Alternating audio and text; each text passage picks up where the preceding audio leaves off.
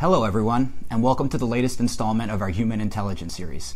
I'm here today with Jen Shirkani, who is a self-awareness and human intelligence, emotional intelligence expert, and we're here to talk a little bit about self-awareness. What is it? How do you develop it? And most importantly, how it can help your career. So when you say self-awareness, what exactly is it you mean by it? So developing self-awareness, I think, is the ability to recognize yourself, right? So it's knowing your strengths, but it's also knowing your weaknesses. It's also knowing things like your personality type, if you're an introvert or an extrovert, knowing your preferred communication style, and also knowing your moods, what mood you're in, why you're in that mood, and how that mood might be affecting your behavior with others. And that's not something that they teach in school, right? No, exactly. So you know, for our audience here live on Facebook, I'm sure one of the things that they want to know is how do you go about actually developing your self-awareness? What are some steps you can take? Well, you're right. You don't learn it in school. So these are things we have to figure out on our own. And there's two pieces to self-awareness. There's the emotional self-awareness side. So that's more the knowing how I'm wired and understanding my moods and behaviors. But there's also the social self-awareness piece, which is how I impact the people around me and what my perception is of others and others' perception of me. So to really develop self-awareness, you need to do a couple things. One, you need to get feedback, and you need to be open to that feedback, even sometimes when it's hard to hear. And then I think the other problem we have in today's world, we're so busy and we go from meeting to call. You know, we have a lot of just back-to-back things.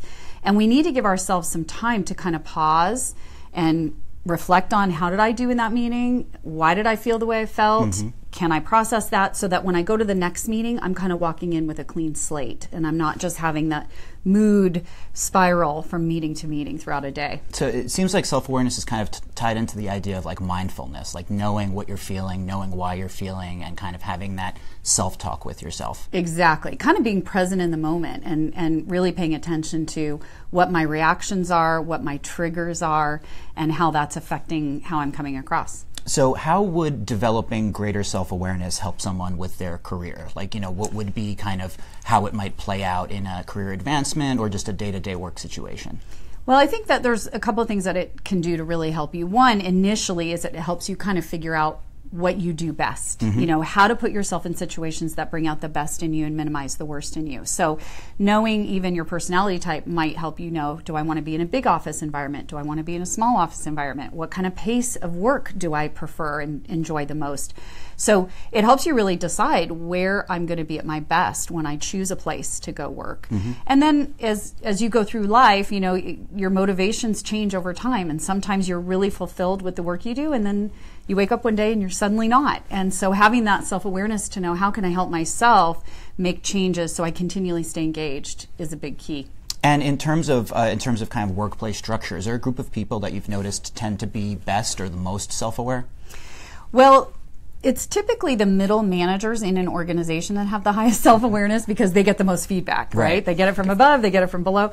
And actually, as you grow in your career and you climb the ladder and get higher and higher up, typically it's the senior partners that have the lowest self-awareness, mostly because they're not getting the feedback that they really need to hear, because people are naturally afraid, right, to tell somebody they're a bad listener or they're not being that motivating on a particular day. So I wanted to circle back to something you'd mentioned earlier, this idea of social awareness.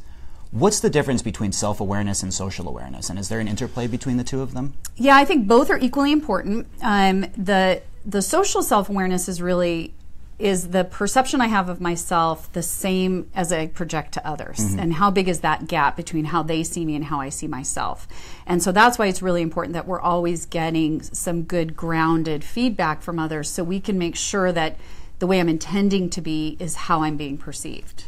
And is it fair to say also then that you have a role in developing the self-awareness of the others around you by providing that feedback and helping them kind of get to the point where they understand, you know, what's going on? Yeah, I think the best leaders are the ones who help raise the self-awareness of their teams, and so they can help them guide into careers that are fulfilling and engaging for them as well.